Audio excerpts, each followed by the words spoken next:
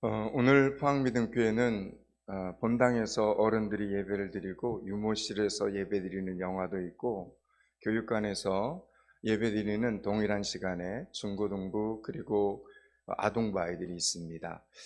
한 학씩 한 학씩 예배의 자리가 회복이 되고 있어서 감사하다 이런 생각이 듭니다. 특별히 교회 학교가 더 성장하고 아이들이 좀 더 모일 수 있도록 기도를 많이 해주시기를 부탁을 드립니다.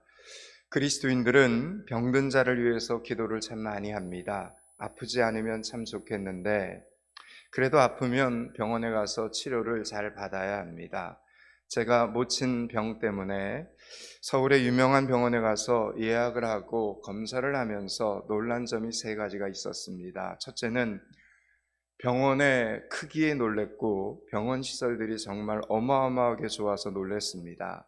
두 번째는 역시 뛰어난 실력에 또 한 번 감탄을 했습니다.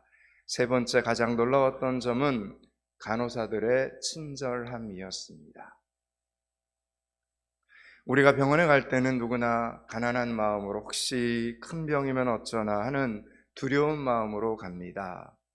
게다가 병원에서 쓰는 의학 용어들을 잘 알아듣지 못할 때가 많이 있습니다. 그래서 두 번, 세 번 물어보게 되는데 얼마나 친절하게 싫은 내색 없이 설명을 해주는지 저절로 감사 소리가 나왔습니다. 비록 병원비가 다른 데보다는 비싸기는 좀 하지만 전국에서 환자들이 찾아가는 데는 그만한 이유가 있었습니다.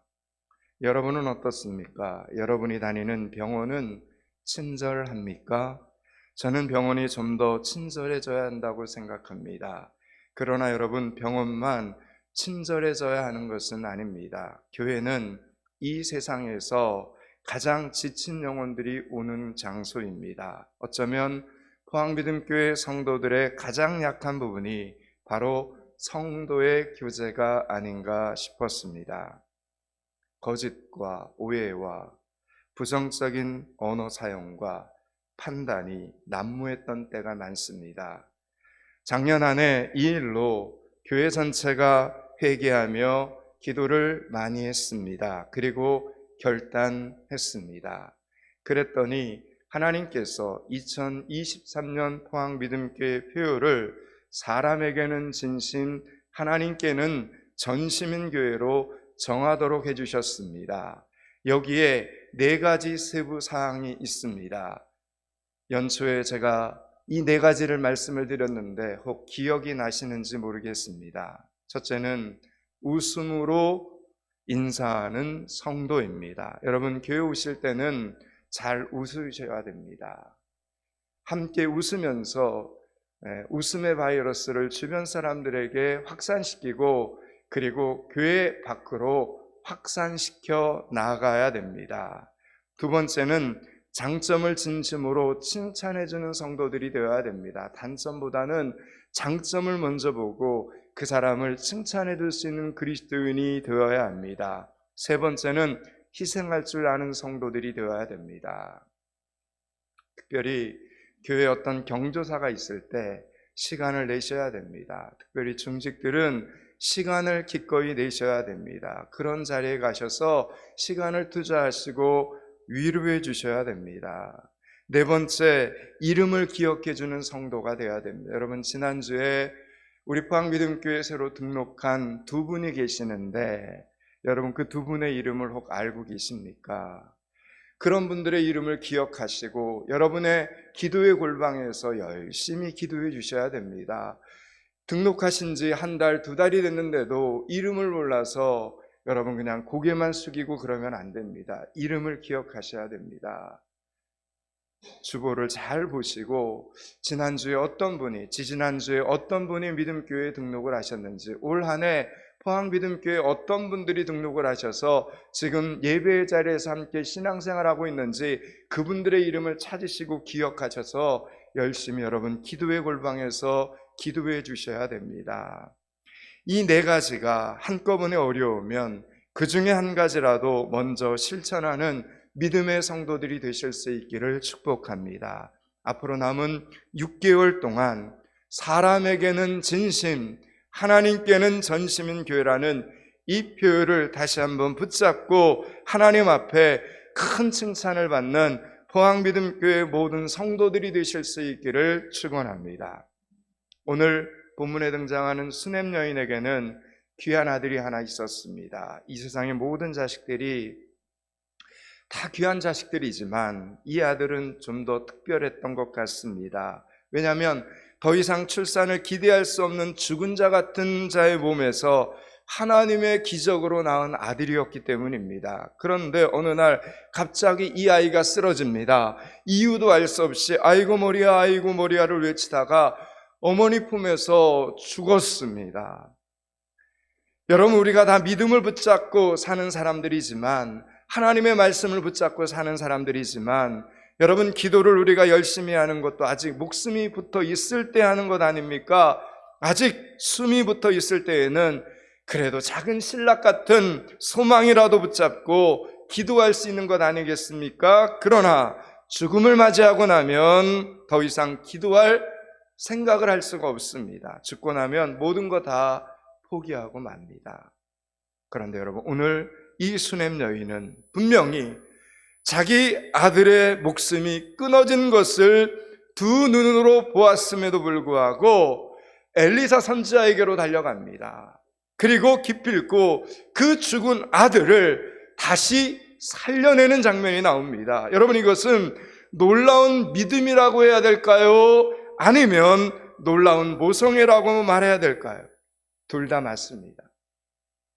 오늘 본문에는 이렇게 기적적으로 태어났다가 또 죽습니다. 그러다가 다시 살아난 아들과 함께 기근을 피해 다른 지방으로 가서 살다가 돌아온 수넴 여인에 대한 사연이 오늘 본문에 기록되어 있습니다. 그런데 우리는 먼저 오늘 본문에 이르기까지 이 여인의 믿음의 성장 과정에 대해서 좀 알아야 합니다. 처음에 이 여인이 엘리사라는 선지자가 자기 집 근처를 이렇게 지나가는 것을 보게 됩니다. 하나님의 종이 지나가고 있네.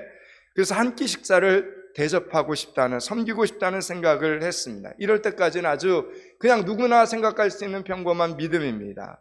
왜냐하면 유대인들은 그 당시에 지나가는 나그네를 그냥 보내지 않고 자기 집으로 초대해서 접대하는 것이 그들의 예절이고 관습이었습니다.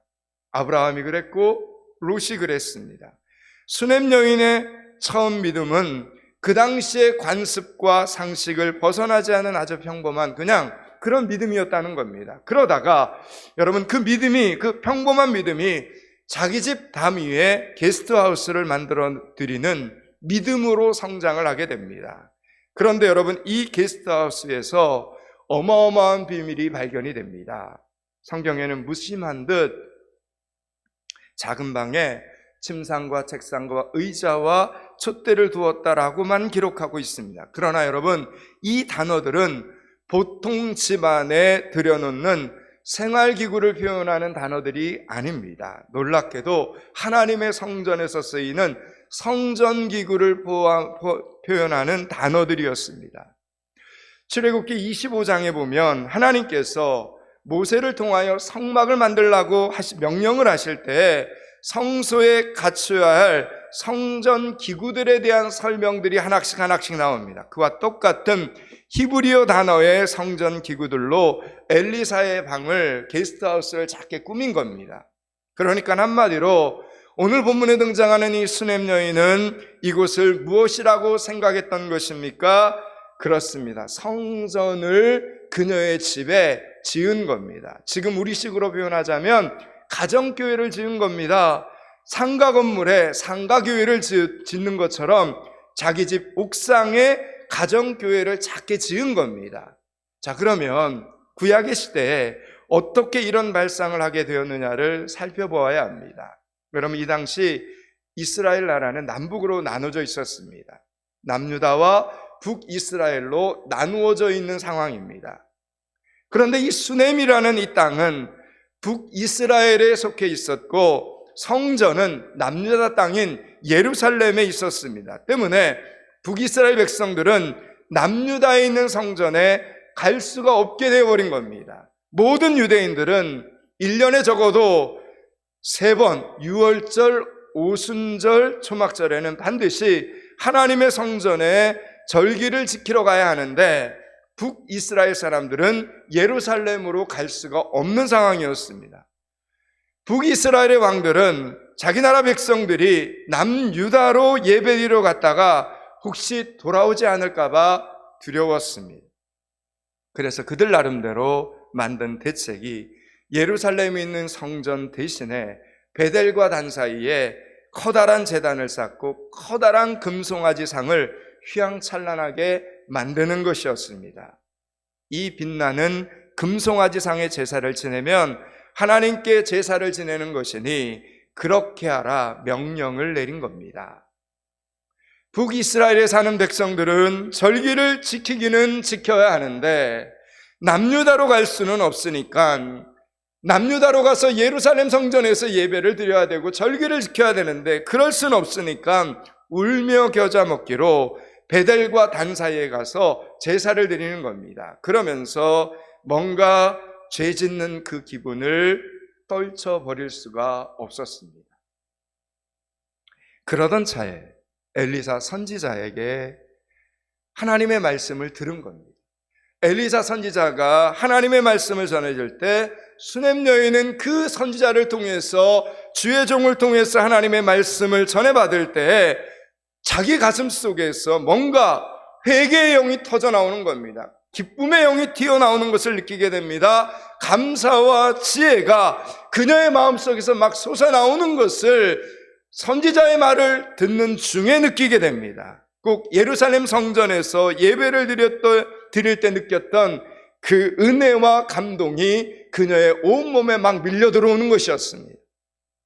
베델과 단 사이에 있는 금송아지 앞에서는 죄 짓는 기분밖에는 없었는데 엘리사 선지자의 말씀 속에는 하나님의 영광이 느껴졌던 것입니다. 그렇게 수넴 여인의 마음속에 새로운 인식이 생겨납니다. 하나님의 말씀과 하나님의 성전이 서로 연결되기 시작을 했습니다. 눈에 보이는 휘황찬란한 금송아지 형상이 있는 곳이 아니라 하나님의 말씀이 있는 곳에서 하나님의 임재를, 하나님의 영광을 체험하게 된 것입니다. 그래서 엘리사 선지자가 하나님의 말씀을 전해주는 그 방을 만들 때 그 방을 단순히 손님방으로 이렇게 만든 것이 아니었습니다. 성전에 있는 기구들과 똑같은 침상, 책상, 의자, 촛대를 갖춘 겁니다. 그 당시 시대적으로 감히 성전이라고 이름을 붙일 수는 없지만 수넴 여인의 마음 속에는 이미 그곳이 하나님의 성전이었던 것입니다. 그렇게 해서 엘리사 선지자는 수넴 여인의 집에 들릴 때마다 그 방에서 하나님의 말씀을 전해주었고 엘리사 선지자가 떠나고 없을 때는 그 방은 기도실이 되었습니다. 청소하러 들어갈 때마다 수넴 여인은 그곳에서 하나님 앞에 기도를 드릴 수 있었던 것입니다. 그래서 그녀는 당신의 아들이 갑자기 자기 무릎에서 숨을 거두었을 때에도 여러분 그 아들을 어디에 눕혀놓습니까? 하나님의 말씀이 있는 그곳, 매일매일 하나님 앞에 기도하던 그곳에 죽은 아들을 갖다가 눕혀놓았던 것입니다. 아들을 베델의 금송아지 앞으로 데려간 것이 아니라 선지자의 방으로 데려갔다라는 이야기입니다. 하나님의 말씀이 있는 곳이 하나님을 만날 수 있는 곳이라고 그녀는 생각을 했던 것입니다. 그리고 그 믿음대로 하나님의 말씀이 있는 그곳에서 하나님의 역사가 일어나게 됩니다. 하나님이 보여주시는 기적이 일어납니다. 하나님의 말씀이 있는 곳에서 죽었던 아들이 다시 살아나는 역사가 일어났습니다. 그렇게 그녀의 믿음은 실증이 되었고 사실이 되었고 현실이 되었습니다. 그렇게 그녀의 믿음은 간증이 되었던 것입니다. 그렇구나. 우상이 아니라 하나님의 말씀이 있는 곳이 하나님이 계신 곳이구나라는 이 놀라운 믿음의 눈을 뜨게 되었다라는 이야기입니다. 이 은혜가 오늘 예배를 드리는 여러분 모두에게도 살아있기를 축원합니다. 사랑하는 여러분, 믿음이 갑자기 생겨나는 법은 없습니다. 믿음이 하늘에서 그냥 뚝 떨어지는 법도 없습니다. 여러분, 하나님의 법칙은 심는 대로 거두는 법칙임을 기억하셔야 됩니다. 믿음은 사람들을 통해서 듣고 겪고 체험하면서 서서히 성장하고 서서히 온전해지는 것입니다. 처음부터 우리의 믿음이 완전해지는 게 아닙니다. 또한 우리의 믿음은 사람에게도 흘러가고 전해지면서 그 사람들에게 우리의 믿음이 영향력을 끼치게 되는 것입니다. 부디 2023년 남은 한 해 사람에게는 진심, 하나님께는 전심인 교회와 성도들이 되실 수 있기를 축원합니다. 이제 오늘 본문 1절을 천천히 한 번만 읽겠습니다. 1절을 같이 읽습니다. 엘리사가 이전에 아들을 다시 살려준 여인에게 이르되 너는 일어나서 내 가족과 함께 거주할 만한 곳으로 가서 거주하라. 여호와께서 기근을 부르셨으니 그대로 이 땅에 7년 동안 임하리라 하니. 아멘. 여러분, 오늘 본문을 보니까 기근이 몇 년 동안 임한다고 합니까? 7년입니다. 엘리사 선지자의 스승의 이름은 엘리야입니다. 엘리야 선지자 때에는 3년 반이라는 혹독한 기근이 이스라엘에게 임했습니다. 그런데 지금은 오늘 말씀을 보니까 몇 년 동안 이스라엘 땅에 기근이 임한다고 합니까? 7년입니다. 전보다 2배는 더 심각한 기근이 이스라엘 땅을 이제 덮치게 되는 겁니다. 이스라엘 백성들이 3년 반의 기근을 먼저 당하면서도 여전히 하나님의 말씀 앞에서 정신을 못 차리니까 그보다 더 심각한 7년이라는 이 기근을 통해서 하나님이 이스라엘 백성들을 직접 훈련시킨다라는 이야기입니다. 여러분, 하나님께서 우리에게 너 그렇게 살면 안 된다, 너 그 자리에서 돌이켜야 된다, 계속 그 길로 가면 안 된다, 여러분 이런 기회를, 그런 음성을 여러분 가운데 또는 하나님의 말씀을 통해서 들려주실 때가 있습니다. 여러분, 그런 기회를 주실 때 여러분 그 기회를 붙잡아야 됩니다. 그리고 잘 선용하셔야 됩니다. 그렇지 않으면 여러분도 모르는 사이에 어느 날 2배, 3배, 4배로 우리의 삶이 힘들어질 때가 곧 찾아옵니다. 이스라엘 백성들 보십시오. 지금 말씀대로 살지 않으니 3년 반 기근도 힘든데 7년 2배나 되는 기근을 이스라엘 백성들이 전체가 지금 당하게 되는 상황이 벌어지게 됩니다. 자, 그런데 하나님은 기근 중에도 오늘 본문에 등장하는 이 수넴 여인과 그 아들에게 살 길을 알려주고 계십니다. 이번에도 7년이라는 무서운 기근을 내리기 전에 수넴 여인부터 안전한 곳으로 하나님이 옮기십니다. 하나님은 그녀가 엘리사 선지자에게 베풀었던 진심 어린 섬김을 하나님은 다 기억하고 계셨습니다. 하나도 빠뜨리지 않고 결정적인 순간에 그녀에게 하나님의 은혜를 베풀어주는 장면입니다. 여러분, 이 말은 오늘 본문에 등장하는 이 수넴 여인은 사람에게는 진심, 하나님께는 전심인 여인이었다라는 이야기입니다. 엘리사 선지자부터 하나님의 말씀을 들은 수넴 여인은 이제 블레셋 해변가로 거처를 옮깁니다. 아니, 그런데 여러분, 수넴 여인은 자기 집 담장에 있는 엘리사의 방을 어떻게 그렇게 쉽게 버리고 떠날 수 있는 것입니까? 아니, 그 방에서 죽었던 아들이 살아났고 그 방을 하나님의 성전으로 여기고 있지 않았습니까? 여러분, 놀랍게도 이제 그녀의 믿음은 우선순위를 아는 믿음으로까지 이제 성장해 간 겁니다. 평범한 믿음에서, 게스트하우스를 만드는 믿음에서 이제는 우선순위라는 게 이런 거구나라는 믿음에까지 지금 성장해 간 겁니다. 여러분, 그녀에게 그 방이 소중했던 이유는 하나님의 말씀 때문이었습니다. 기적 때문이 아니었습니다. 장소가 중요한 것이 아니라 하나님의 말씀이 중요하다는 것을 이제 이 여인은 깨달았던 것입니다. 블레셋 해안가는 산맥을 끼고 있어서 다른 팔레스타인 지역보다는 강수량이 많았습니다. 때문에 농작물이 다른 지역보다는 넉넉했습니다. 그곳에 가서 수넴 여인은 7년을 살게 됩니다. 그리고 7년이 다음에 다시 이제 수넴으로 돌아왔습니다. 그런데 돌아왔더니 문제가 생긴 겁니다. 어떤 문제입니까? 2절과 3절입니다. 2절 3절을 같이 읽습니다. 여인이 일어나서 하나님의 사람의 말대로 행하여 그의 가족과 함께 가서 블레셋 사람들의 땅에 7년을 우거하다가 7년이 다음에 여인이 블레셋 사람들의 땅에서 돌아와 자기 집과 전투를 위하여 호소하라 하여 왕에게 나아갔더라. 아멘. 돌아와 보니 다른 사람들이 그녀의 집에 살고 있었고 그녀의 땅에 농사를 짓고 있는 겁니다. 소유권 논쟁이 벌어집니다. 그런데 왜 이 문제의 판결이 왕에게까지 가게 된 것입니까? 이 당시 유대의 관습에 따르면 땅에 관한 문제는 각자 자기가 속한 지파에서 관리를 하게 되어 있었습니다. 이 여인도 분명히 어느 지파, 이스라엘의 12지파 중에 어느 지파에 속해 있었을 텐데 그 지파에서 해결을 하지 못하고 왕에게까지 지금 판결이 올라간 겁니다. 여러분, 그렇다는 것은 이 소유권 논쟁이 매우 치열했다라는 의미가 됩니다. 수넴 여인의 마음이 몹시도 불안했을 것입니다. 이 자리에는 수넴 여인의 남편이 등장하지 않습니다. 수넴 여인의 남편이 등장하지 않는 것으로 보아서 이미 나이가 많았던 그녀의 남편은 세상을 떠났다고 보는 것이 맞습니다.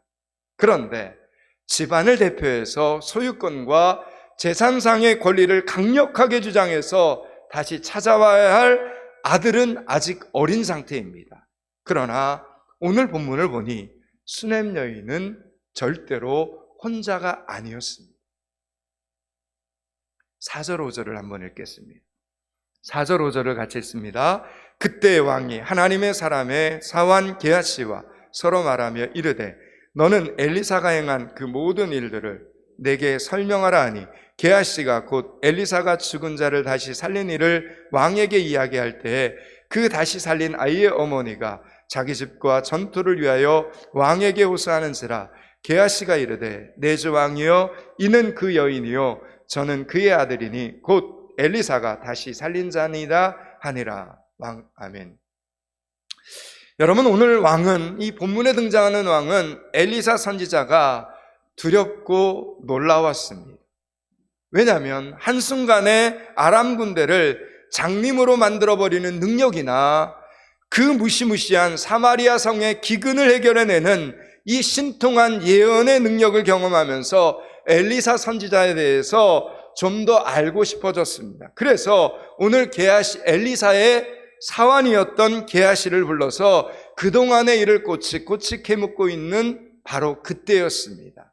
게하시는 하나님의 역사에 의해서 엘리사를 섬겼던 일들을 하나하나 지금 간증을 하고 있습니다. 그리고 수넴 여인을 중심으로 일어났던 그 놀라운 기적들에 대해서 왕 앞에서 간증을 하고 있는데 바로 그때 그 이야기 속의 주인공이 문을 열고 지금 등장을 한 겁니다. 그리고 게하시는 그 여인을 보자마자 깜짝 놀라면서 오늘 5절의 말씀처럼 이렇게 외칩니다. 왕이시여 이는 그 여인이며 저는 그의 아들이니 곧 엘리사가 다시 살린 자니이다. 이렇게 고백을 하는 겁니다. 여러분, 정말 기가 막힌 타이밍 아닙니까? 여러분, 이렇게 만나도록 역사하신 분이 누구라고 생각하십니까? 네, 하나님이셨습니다. 하나님이셨습니다. 사랑하는 여러분, 여러분이 혼자 믿는다고 두려워하지 마시기 바랍니다. 나만 우리 집에서 혼자 예수를 믿는데 외로워, 이렇게 생각하지 마십시오. 여러분이 혼자 산다고 절대로 두려워하지도 마시기 바랍니다. 여러분을 지켜주고 여러분을 보호해주고 여러분 대신 싸워줄 사람이 없다, 여러분 이렇게 절대로 두려워하거나 염려하지 마시기 바랍니다. 여러분, 오늘 하나님은 수넴 여인의 대리인으로 한 나라의 왕을 이렇게 준비시켜 놓으셨습니다. 할렐루야. 네. 우리 하나님은 이런 하나님이십니다. 여러분. 우리 하나님은 이렇게 역사하시는 하나님, 우리 이렇게 찾아오셔서 우리를 이렇게 위로하시는 살아계신 하나님이심을 믿으라는 이야기입니다. 마지막 6절입니다. 6절을 같이 읽습니다.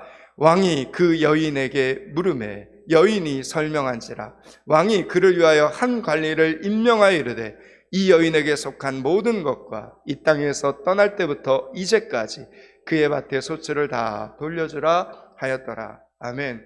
왕 한마디로 게임 끝났습니다. 문제 다 해결됐습니다. 결국 왕의 돌봄으로 수넴 여인은 잃어버렸던 것 다 되찾았습니다. 여러분, 재미있는 것은 지금 이 자리에는 네 사람이 등장을 합니다. 누가 등장을 하죠? 왕, 게하시, 그리고 수넴 여인, 그리고 그의 아들. 그런데 정작 엘리사 선지자는 등장하지 않습니다. 그럼에도 불구하고 이들은 모두 누구 이야기를 하고 있고, 누구 때문에 서로를 알게 되었고, 또 누구 때문에 서로 돕고 문제를 해결해 줍니까? 엘리사 선지자 때문입니다. 이 네 명에게 공통된 인물은 엘리사 선지자입니다. 네 명은 엘리사 선지자라는 사람에게 각자의 추억이 있고 경험이 있는 것입니다. 좋은 경험입니까? 나쁜 경험입니까? 네, 좋은 경험입니다. 구체적으로 어떤 좋은 경험입니까? 하나님의 말씀에 관한 좋은 경험이라는 겁니다. 하나님의 말씀을 들었고 하나님의 말씀대로 이루어지는 것을 보았고 하나님의 말씀 때문에 깜짝 놀라고 경이로웠던 순간에 대한 공감대가 이 네 사람에게 함께 이루어진 겁니다. 여러분, 이것이 오늘 본문의 제목처럼 엘리사를 아는 사람들의 축복이었다는 것입니다. 여기까지가 오늘 본문의 전체 메시지입니다. 이제 말씀을 마치려고 합니다. 사랑하는 여러분, 우리는 수도 없이 많은 사람들과 연결되어서 우리 인생을 살아가고 있습니다. 가깝게는 가족들도 있고 직장 동료들이 있습니다. 가깝게는 동창들이 있고 이웃 사람들이 있습니다. 마트에 가도 아는 사람이 있고 길 가다가도 아는 사람을 우리는 만납니다. 그럴 때 우리는 좋은 경험을 주고받아야 합니다. 어떻게 하면 좋은 경험을 주고받을 수 있습니까? 다시 한번 묻습니다. 어떻게 하면 그들과 좋은 경험을 우리는 주고받을 수 있습니까? 여러분, 제 오른쪽에 저 현수막의 표가 뭡니까? 사람에게는 진심, 하나님께는 전심인 교회. 네, 전심을 다하는 것입니다. 사람들 앞에 진심을 다하는 것입니다. 속이지 않고 거짓말하지 않고 여러분, 진심을 다하는 겁니다. 2023년 포항믿음교회 표어는 사람에게는 진심, 하나님께는 전심인 교회입니다. 저는 개인적으로 이 표어를 입속으로 선포하고 기도 속에서 선포할 때마다 제 마음속에 큰 평화가 찾아오는 것을 느낍니다. 분명히 이 표어의 기적과 은혜가 올 한 해 여러분에게도, 여러분 가정 안에도 임하게 될 줄로 저는 믿습니다.